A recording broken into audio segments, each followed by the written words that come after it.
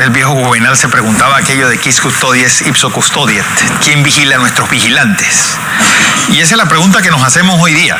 ¿Qué pasa si uno pues descubre a nuestros estamentos, a individuos de nuestros estamentos de seguridad metidos en temas, como estos 120 que han sido retirados de la policía? Alejo Campos es director regional de Crime Stoppers. Como siempre, bienvenido a NEC Noticias. Buenos días. ¿Qué tal, Fernando? Buenos días. Bueno, una campaña para uno denunciar personas de los estamentos de seguridad que estén, pues, que sospechemos que están en algo extraño. ¿Cómo hacerlo? Sí, más que una campaña, te diría que es un programa, es una línea de acción en conjunto con el Ministerio de Seguridad que se ha creado dentro de todo lo que es Crime Stopper y el trabajo con ellos, que se ha creado para quedar instalada y para seguir funcionando. No es algo eventual, pero que sí nace de los eventos pasados, en donde el propio ministro ha reconocido la existencia de algunas vinculaciones de uniformados con estructuras criminales o estructuras de narcotráfico que se desprenden de los buenos operativos que han realizado el año pasado y a principios de este año, y la firme decisión por parte del Ministerio y del Gobierno de separar a estos uniformados de las instituciones de seguridad pública, con el fin de fortalecer la institucionalidad pública en materia de seguridad y el combate al crimen organizado. La mejor forma es que digamos, el Ministerio pueda tener la información necesaria que viene desde la ciudadanía para poder identificar estos posibles casos de corrupción interna. Y no solo desde la ciudadanía, Fernando, sino también desde el interior de los propios estamentos de seguridad, porque hay muchos de ellos que conocen algunas posibles situaciones de irregularidad, pero a veces no las pueden denunciar, obviamente hay mucho miedo de denunciarlas, pero que son personas leales a la institución, que son personas que confían, que creen en una institución policial mucho mejor. Y este va a ser un canal también para ellos, para poder compartir esa información en forma completamente anónima y en forma completamente segura. Pero la pregunta, es decir, porque uno siempre sospecha que sobre todo al sur del Río Grande, los estamentos de seguridad están realmente penetrados por el crimen organizado. Es decir, que ¿hay alguna estadística de saber cuál país está más o menos y cómo es la situación actual en Panamá? Mira, yo diría que es una realidad básicamente en todo el mundo. Cuando uno que tiene la posibilidad de hablar con policías de todo el mundo por el trabajo diario, te das cuenta que en mayor o menor grado siempre hay alguna vinculación en alguna investigación con el crimen organizado. Siempre hay ahí personas, por varios motivos, que estando dentro de una institución de seguridad pública, entonces deciden hacer esta conexión y trabajar también en forma paralela para el crimen organizado. Obviamente en Latinoamérica se puede ver un poco más, porque también acá en Latinoamérica tenemos la generación de otros delitos más grandes, o sea, todo lo que tiene que ver con el narcotráfico, con la cocaína particularmente, que tantos millones de dólares ilegales deja este negocio, está acá en Latinoamérica, y eso hace que estas estructuras del crimen organizado, que actúan con las estructuras del crimen local, también necesiten tener infiltrados y tener personas que trabajan en varios lugares, no solo en los estamentos de seguridad, sino también en otros edificios, en otras instancias públicas, pero también privadas, también en empresas, también en bancos, también en puertos, también en zonas de control, etcétera. O sea, lamentablemente hoy el crimen organizado, para haber logrado el nivel de fortalecimiento que tiene, ha tenido que permear y ha tenido que tener individuos trabajando para ellos en diferentes sectores públicos y privados de nuestros países. Pero puntualmente, aterrizando en el tema de los estamentos de seguridad, esto se ve, y no solo es una cuestión de corrupción, muchas veces tiene que ver con las amenazas directas que los uniformados reciben por parte de esas estructuras criminales en algunos lugares del país. Y esto lo vemos en Panamá, pero también lo vemos en otros lugares de Latinoamérica, donde las familias pueden estar amenazadas, donde sus hijos están amenazados, sus esposas, sus madres.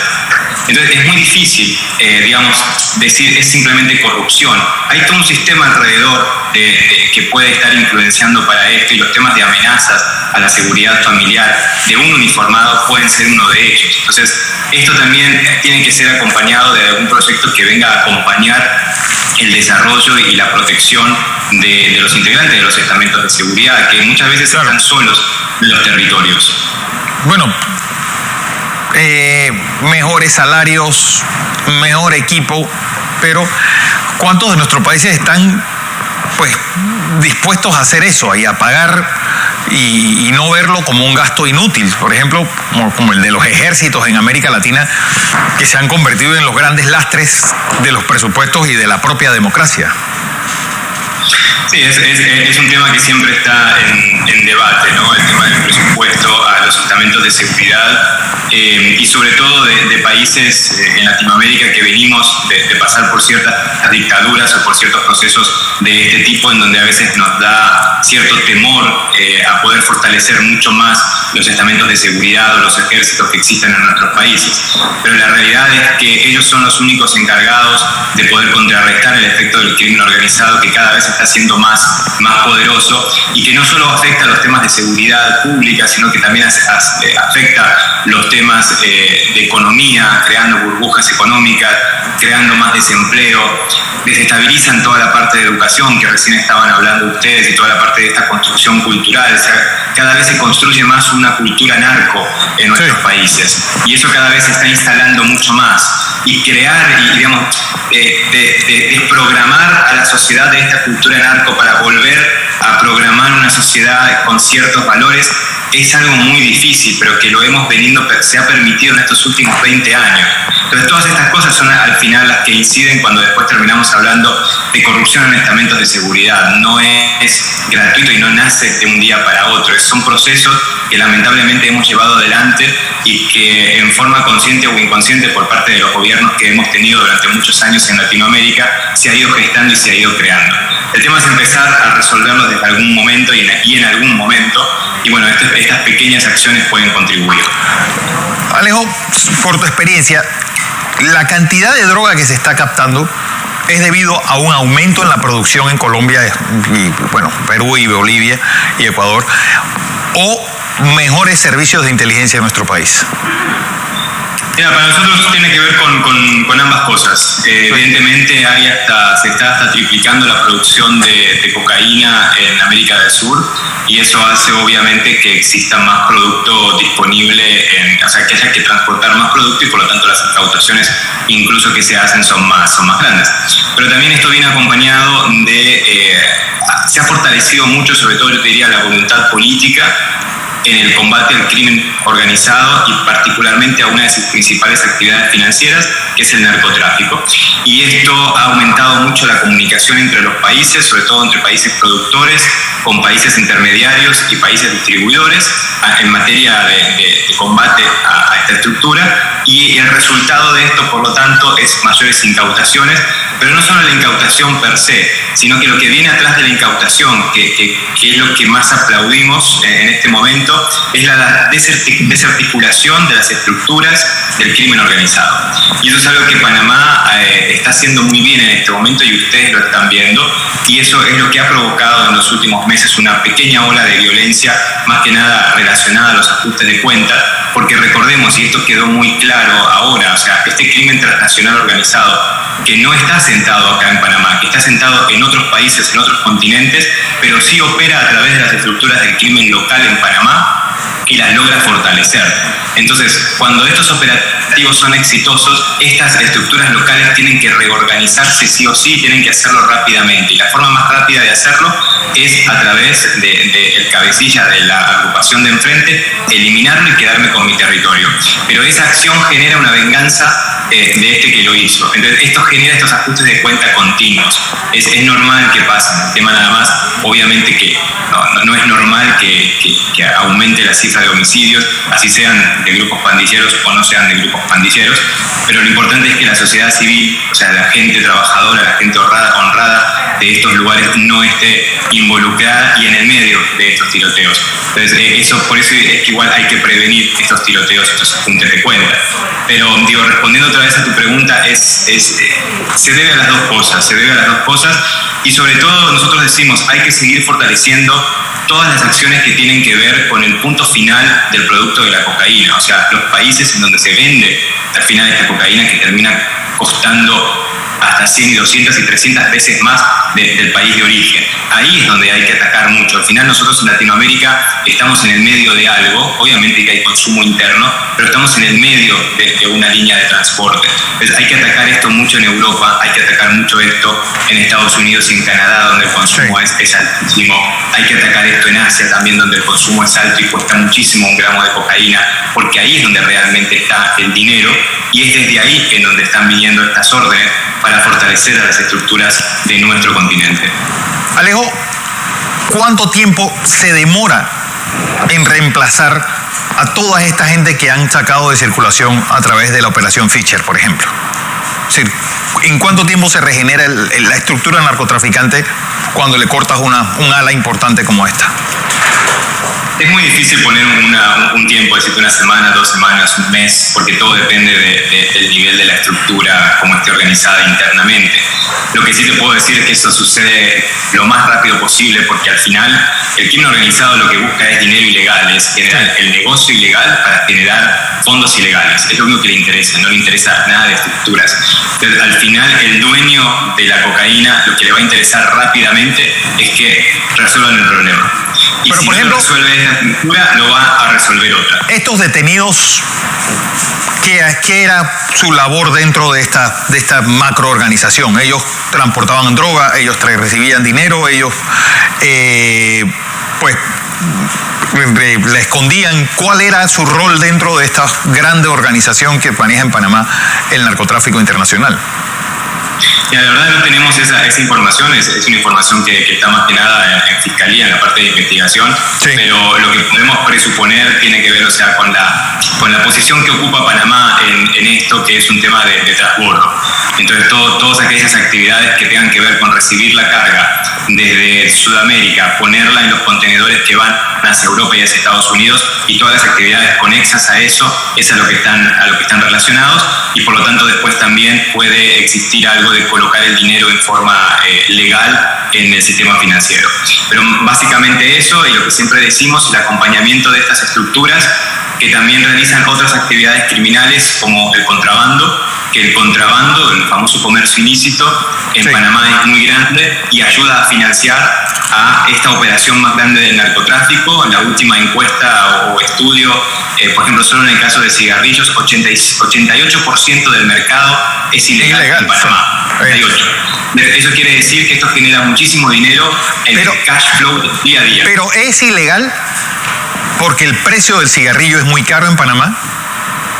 Y eso obviamente provoca que ese Gaitani, por ejemplo, que nadie lo produce aquí, pues lo venden al detal casi a menos a centavos, mientras que un atado en cualquier lugar te vale casi $5.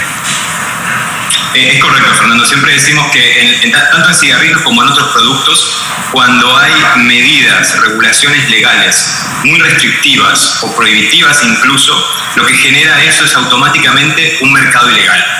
¿Y por qué lo decimos? Es fácil, lo que acabas de decir. O sea, más allá de que esté bien o mal fumar, eso es otra discusión, pero la realidad es que hay un grupo de gente que fuma, y esa gente que fuma siempre va a comprar este producto. Sí. Entonces, si esta gente lo encuentra a un menor precio porque el legal tiene altos impuestos que se le está colocando y muchas regulaciones, eso lo que hace es alimentar el mercado ilegal. Y si estas personas tienen una ley que les prohíbe comprar determinados productos en Panamá, entonces lo que estamos creando es un mercado ilegal, porque la gente va a ir a buscar el producto de una o de otra forma. Entonces, estas fuertes regulaciones lo que generan siempre son mercados ilegales que ayudan a las estructuras del crimen organizado porque ganan muchísimo dinero. O sea, un contenedor nada más de cigarrillos, estamos hablando de más de $1 millón puesto en el mercado y que se vende rápidamente, y ese dinero rápido es el que luego se usa para poder financiar la operación de delitos mucho más grandes como el narcotráfico que estábamos hablando. Drogas tipo de opioides. Ese tipo de tráfico se está introduciendo en nuestro país, se está introduciendo en el área. ¿Cuál es la situación de estas drogas? Pues que tienen que estar obviamente con una receta para poder adquirirlas, pero que se están manejando ilegalmente, sobre todo en el cinturón del óxido, el llamado cinturón del óxido en Estados Unidos. Mira, el tema de los opioides es un tema de mucha data para atrás, de muchos años para atrás, sobre todo en los Estados Unidos, que se empezó durante un tiempo a recetar muchísimo y la gente empezó a crear cierta adicción, y eso luego se extendió como una muy buena droga que empezó a bajar hacia otros países y también exportarse hacia otros países. Hoy en día vemos el caso de Argentina con una contaminación enorme de cocaína, o sea, la cocaína se ha contaminado con opioides y esto ha causado la muerte de muchas personas y otras más que están hospitalizadas muy graves en los centros de salud en la provincia de Buenos Aires. Y esto es algo que, digamos, que viene de mucho tiempo atrás, solo que no hay tanto conocimiento para su uso, no es tan accesible como a veces puede ser una cocaína o puede ser alguna droga química como pastillas, que hay un mercado muy grande de eso, entonces la gente se cuida un poco más, pero es algo que viene de hace mucho tiempo para atrás, y fíjate que nace a partir de una receta legal. El tema del opioide entonces nace de forma legal, de alguna forma, donde el sistema de salud empieza a recetar abiertamente grandes contenidos de opioides para poder contrarrestar dolores y falencias que tenía la gente, y se termina siendo una droga.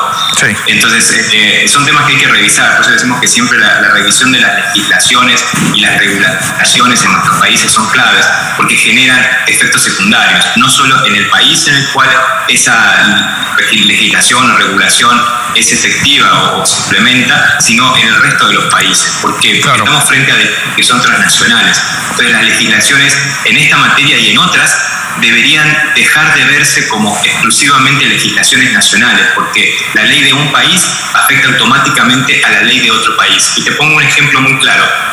En Panamá, que es algo que estamos discutiendo a nivel de la Asamblea, el artículo 288A del Código Penal, que habla sobre estos $500.000 en materia de contrabando. ¿Qué quiere decir?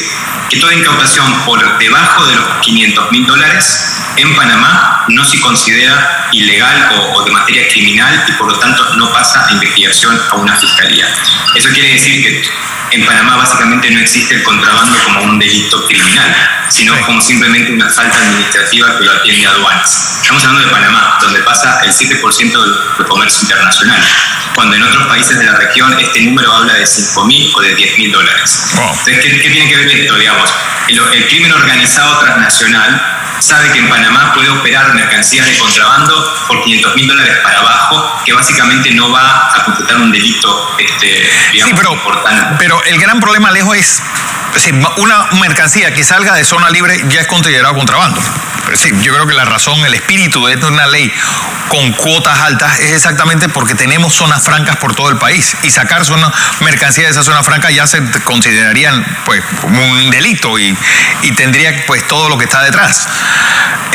Bueno, las mercancías de zonas francas tienen que salir en forma legal también. Sí, pero digo, francas están habilitadas para la venta del menudeo. Lo que te digo es que $5.000, $10.000 salidos de zona libre, pues nada, ¿sabes? En Colón. Pero digo, $500,000 ya es algo que es evidente, que uno puede ver y que se hace más claro, yo creo que su transporte. Y por eso creo que es el espíritu que estuvo detrás de esta ley a la hora de regularse. Creo que hacia allá van los tiros. El tema es que tenemos que entender que Panamá es un centro de distribución del comercio internacional. Claro. Entonces, Panamá está usado hoy en día para distribuir fuertes cantidades de contrabando hacia Norteamérica, Centroamérica y Sudamérica. Viene todo para acá desde China principalmente, desde Asia, y desde acá se distribuye. Entonces, y se distribuye porque esta ley de alguna forma, o este artículo en el código, está permitiendo o está facilitando que esto también se haga de esta forma. Y sobre todo para el contrabando interno, claro, en Panamá, que también tiene cifras bastante elevadas. Al final, Fernando, todo esto lo decimos porque estos mercados ilegales y paralelos son los que terminan financiando a las estructuras del crimen organizado, que a veces están siendo permeadas por unidades de la fuerza pública. Y acá otra vez vuelve todo a unirse. Está todo relacionado en estos temas. Bueno, como siempre, un placer tenerte aquí, Alejo. Gracias. Y repetimos la dirección a la cual pues uno llamar o escribir si sospecha de estamentos de seguridad pues aliados al crimen organizado. Cómo no, tienen que entrar a nuestra plataforma de Crime Stopper en Panamá, tupista.org, y seleccionar la bandera de Panamá. Ahí ya después el sitio les va a seguir los pasos en forma automática. Así es, Alejo Campos, director regional de Crime Stoppers.